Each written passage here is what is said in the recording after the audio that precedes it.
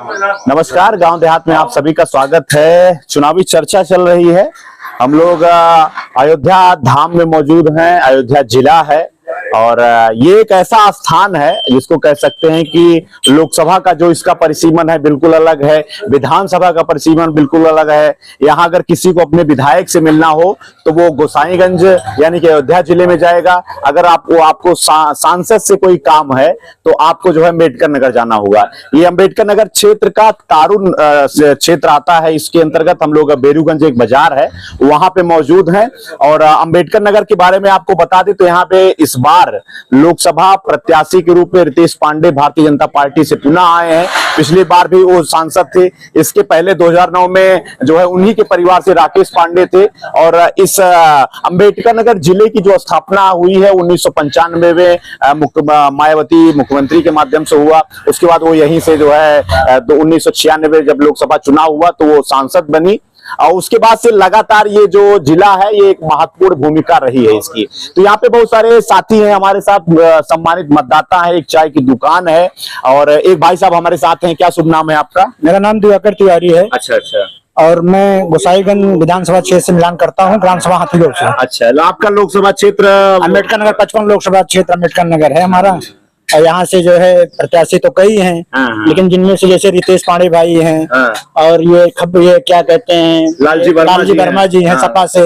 लेकिन इसमें छवि जो है जैसे बीजेपी की अच्छी है, बीजेपी आएगी भी, हमको ये उम्मीद भी है और हमको आशा भी है कि हमारी सरकार जो है वो बीजेपी की ही आए। लेकिन बीजेपी सरकार में रोजगार की समस्याएं बहुत सारे लोग हम लोग देखिए मिडिल वर्ग में जो पढ़े लिखे लोग हैं, अच्छे से पढ़ाई कर रहे हैं, उनको रोजगार मिल रहा है। अब कहिए कि जो लोग खाली डिग्री लेके बैठे को रोजगार मिल जाए तो इतना संभव नहीं है, क्योंकि जनसंख्या इतनी बढ़ गई है कि रोजगार सबको मिलना नामुमकिन है। रोजगार खुद पे भी निर्भर होना पड़ता है।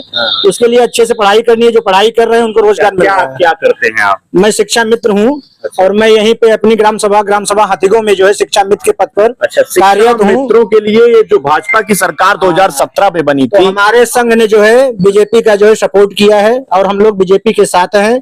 हमारी उत्तर प्रदेश की जो नौकरी शिक्षा मित्रों की है उनको अस्थायी तौर पर कर दिया। माननीय प्रधानमंत्री जी बनारस की धरती से बोले थे कि मेरी शिक्षा मित्रों की जिम्मेदारी मेरी है।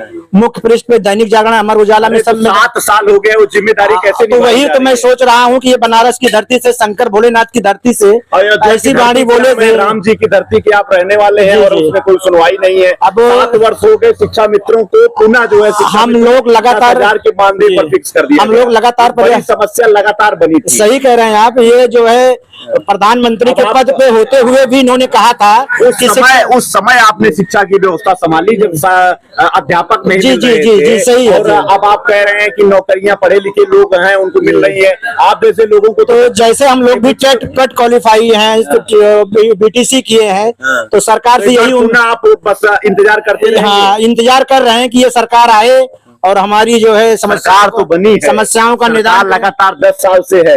2 बार से विधानसभा में सरकार है। ये तो बात मोदी सुनवाई कर रहे हैं, तय कर रहे हैं, योगी सुनवाई कर रहे हैं, उसके बावजूद भी आप भाजपा को वोट देंगे? लेकिन जैसे जो हम लोगों का कर्तव्य है, हमारा संघ और हम लोग इनसे जुड़े हुए हैं और ये उम्मीद लगाए हैं कि राज्य में भी इनकी सरकार है, केंद्र में भी इनकी सरकार है और इनकी सरकार पुनः बनेगी तो हम लोगों के लिए कुछ करेंगे, यही हमको उम्मीद है। चलिए, उम्मीद पे दुनिया कायम है। पता नहीं कब आपकी उम्मीदें पूरी होंगी।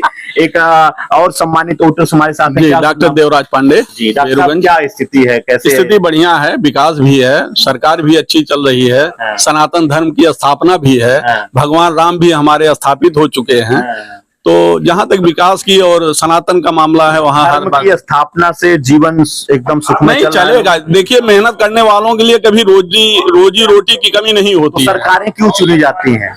वो हमारी जो मूलभूत सुविधा है उसको बढ़ावा। जब से बिजली आप देखिए, जब से भाजपा गवर्नमेंट है, बिजली आपको 24 घंटा मिल रही है। पैसे से ही जीवन सुखमय लोगों का बन रहा है, सारी व्यवस्थाएं मिल जाए। ऐसा नहीं है, पैसे से ही सब कुछ नहीं मिलता है। जब तक आपको शांति नहीं होगी। जो लोग पैसे वाले वो भी शांति सनातन में ही ढूंढ रहे हैं। बेचारे गरीब को 2 वक्त का निवाला चाहिए। उनको निवाला तो सरकार फ्री में दे रही, बिना मेहनत के दे, बिना रोजगार की बड़ी बिना रोजगार जो करना चाहे कोई क्या बंद है। आप जो आपका अपना पेशा है डॉक्टरी का, उसको छोड़ दीजिए। हाँ? सरकार आपको राशन दे, उस पे आपका जीवन चलेगा। आप ये बताइए कि अगर आप हाथ पे हाथ रख के बैठेंगे, 400 रुपए मजदूरी है, काहे नहीं चलेगा? 12,000 आप गांव में कमा रहे हैं, जब आप मेहनत करेंगे तो खाएंगे। अब आप 202 रुपए मनरेगा में मजदूरी है, कि आपके गांव के मजदूरी मत कीजिए मनरेगा में ना, वहाँ तो फ्री में मजदूरी लेना है आपको, 2 फावड़ा मार के। चलिए, जो व्यक्ति पढ़ाई लिखाई किया है, सरकार की अलग अलग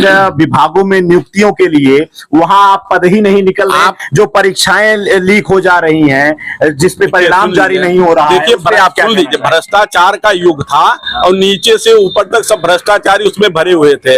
आपने देखा अभी 10 सालों से भ्रष्टाचारी वही सफाई चल रही है। आप देखिए, पुलिस की भर्ती का जो पेपर लीक हुआ है, कितने प्रदेश के लोग इसमें थे, कितना बड़ा रैकेट था।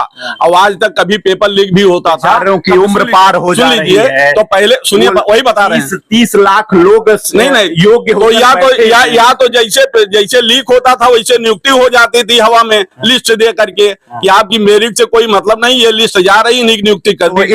इनके भविष्य के साथ जो एक अन्याय हो रहा है, जो होगा, आप ये समझते हैं सीमा से पार हो जा रहे हैं, उनको सही समय वो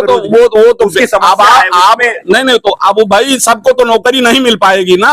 अरे जो सरकारी जो 25 से 30 जब वैकेंसियां नहीं निकालेंगे तो किसको नौकरी मिल पाएगी? अगर आप बहुत योग्य हैं तो पीसीएस निकल रहा है, उसमें दीजिए। पीसीएस दीजिए, ये भी लिमिटेड चीजें होती है। हर आदमी आईएएस पीसीएस नहीं बन सकता है, उसकी इच्छा नहीं है आईएएस पीसीएस बनने की, वो शिक्षक बनना चाहता है। 50 लाख लोग ऐसे हैं जो बीएड बीटीसी करके शिक्षा पात्रता परीक्षा पास करके बैठे हुए हैं और पिछले 5 वर्षों में अब एक वैकेंसी नहीं आई है। सही कह रहे हैं। तो ये समस्याओं पे आप एक नहीं समस्या है, लेकिन इस समस्या का निदान भी वही कर सकते हैं, दूसरा नहीं कर सकता है ना। सरकार में उन्हीं को आप पुनः बिल्कुल पुनः। चलिए, एक भाई साहब और हैं, क्या शुभ नाम है आपका? ललित पांडे जी। पांडे जी, क्या स्थिति यहाँ वर्मा जी की क्या स्थिति है? उनको जो है सपा ने कैंडिडेट बनाया है, कई बार के वो विधायक भी थे और इस बार जो है आपके संसदीय क्षेत्र में है। आज संसदीय क्षेत्र में है, पहले विधायक थे, मंत्री भी बसपा से रहे हैं, वो बसपा से तो उनका यहाँ कोई परिक्षेत्र नहीं है, कोई परिक्षेत्र नहीं है, कोई स्थिति नहीं है। लेकिन जो ये पांडे जी फिर से आए हैं बदल के, पांडे जी जुझारू नेता हैं। जब मोदी की हवा चल रही थी तब पांडे जी ने अपनी सीट निकाली और यहाँ की समस्या लोकसभा में बेबाक तरीके से वो रखे। चलिए, समस्या रखे कुछ यहाँ पे उनके माध्यम से उनकी निधि से उनकी योजनाओं का कुछ यहाँ पे संचालन। अब उनकी वही निधि मिली थी क्योंकि क्या काम में नहीं थे। अब निधि में, हाँ, गांव में काम हुआ, सोलर लाइट लगवाए, वो ये सब छोटा छोटा काम किए जो निधि से उनके हो सकता था। लेकिन जब सरकार में रहेंगे अगर तो ज्यादा से ज्यादा काम करवाएंगे। हम यही चाहते हैं कि ये जो हमारा 3 जिले को ये रोड जोड़ता है, सड़क की बड़ी समस्या है, सड़क की समस्या है, इसको चौड़ीकरण इसका करा दिया जाए।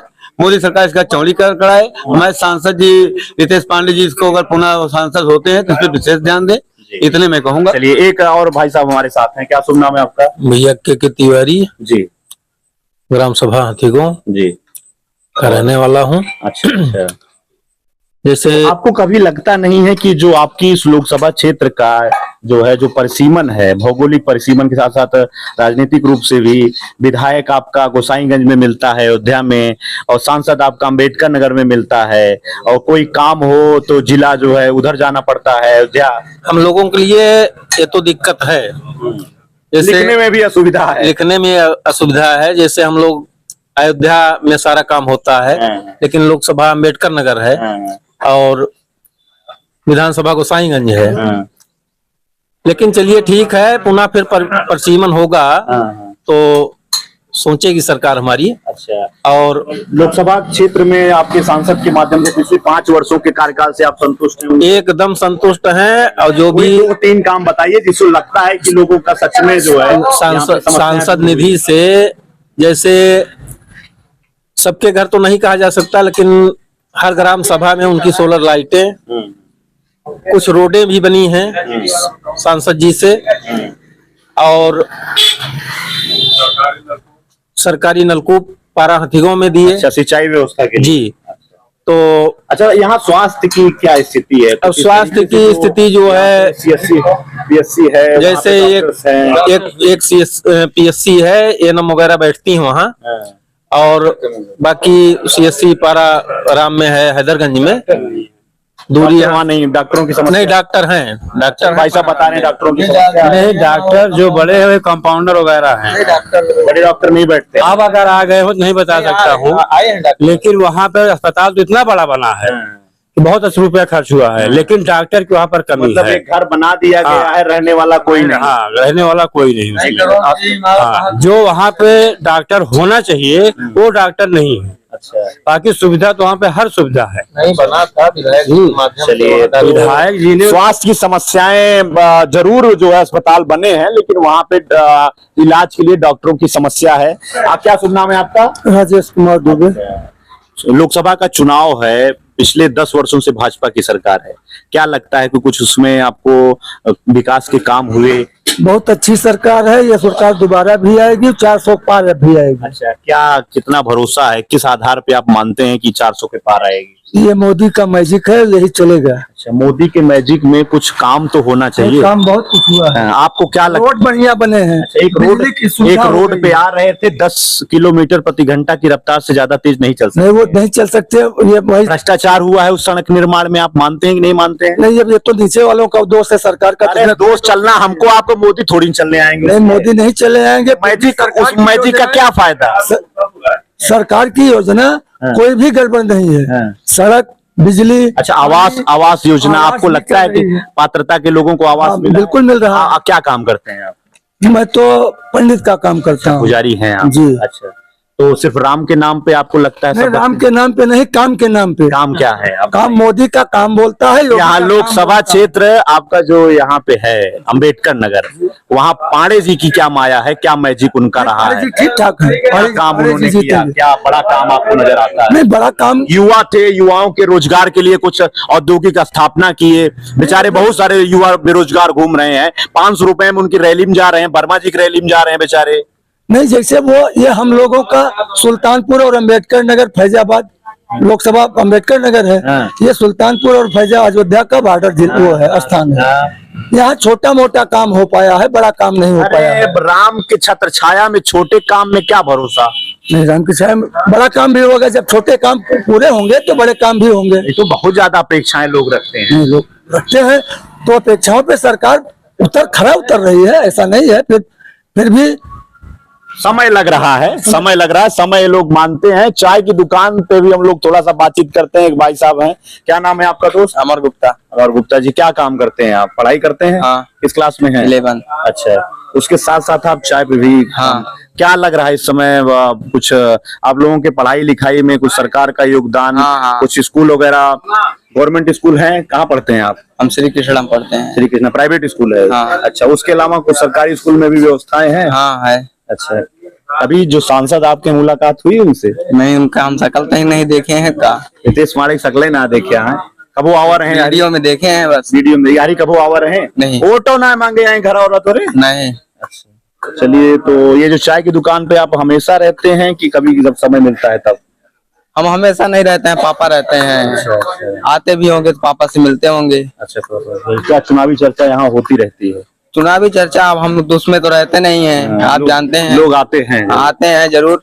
चलिए, हाँ। तो हम इस समय अंबेडकर नगर लोकसभा की जानकारी, वहाँ की कहानी, क्या कुछ चुनावी चर्चा है, आप तक पहुँचाने का प्रयास कर रहे थे। बेरूगंज बाजार है, तारुन जो है यहाँ का विकास क्षेत्र है, और जो विधानसभा है गोसाईगंज है। तो ये 3 जनपदों का जो है बॉर्डर है, अंबेडकर नगर, सुल्तानपुर और अयोध्या। यहाँ से हम लोगों ने आप तक जानकारी पहुँचाने का प्रयास किया है। आगे और भी अयोध्या और अंबेडकर नगर जिलों की कवरेज आप तक पहुँचाएंगे। गांव देहात के साथ आप बने रहिए, चुनावी चर्चा में भाग लेते रहिए और अपने मताधिकार का प्रयोग जरूर से जरूर आप करिए। आपका बहुत बहुत धन्यवाद।